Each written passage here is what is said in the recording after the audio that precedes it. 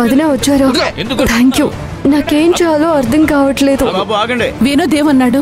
నేను ఫోన్ చేస్తే phone lift చేయలేదు. మళ్ళీ నీకేమైనా ఫోన్ చేశాడా? విషయం ఏంటో చెప్పలేదు వదిన, కానీ తొందరగా రమ్మన్నాడు. మళ్ళీ ఫోన్ కూడా చేయలేదు.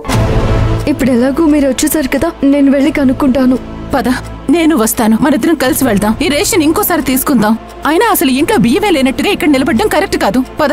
వదిన, మీకు ఇలా నిలబడ్డం ఇష్టం ఉండదని నాకు తెలుసు, కానీ కార్డు ఇచ్చేసాను. ఇప్పుడు వెనక్కి తీసుకోవడం కుదరదు వదిన. ఇదంతా నీ వల్లే. పొద్దున్నే లేచి రేషన్ గురించి చెప్పకపోతే ఇదంతా జరిగేదే కాదు కదా. ఇప్పుడని ఏం లాభం? సరే, నువ్వు వెళ్ళు, లేట్ చేయకు. నేను తీసుకొచ్చిన ఆటో అక్కడ వెయిట్ చేస్తుంది. ఆ ఆటోలోనే వెళ్ళు. సరే, ఇదిగోండి. అక్కడికి వెళ్ళగానే అక్కడేం జరిగిందో నాకు చెప్పు. సరే వదిన, వెళ్ళు. ఆల్రెడీ కార్డు ఇచ్చేసాను. వాళ్ళు జస్ట్ మన బ్యాగ్ లో సరుకులు వేసిస్తారు. మీరు తీసుకుంటే సరిపోతుంది. అదంతా నేను చూసుకుంటాను. త్వరగా నువ్వు వెళ్ళు. పాపం హరి అక్కడ ఎలాంటి పరిస్థితుల్లో ఉన్నాడో తెలీదు కదా. ఆయనకేం అయ్యి ఉండదు. ఆయన క్షేమంగా ఉంటారని నా మనసు చెప్తోంది. నేను వెళ్తాను. వదిన, అప్పుడే ఇంట్లో వాళ్ళకి ఫోన్ చేసి చెప్పకండి వదిన, వాళ్ళు కంగారు పడతారు. నేను ఒకసారి అక్కడికి వెళ్ళి ఏం జరిగిందో కనుక్కొని మీకు ఫోన్ చేస్తాను వదిన.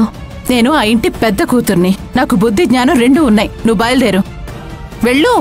అలాగే వదిన.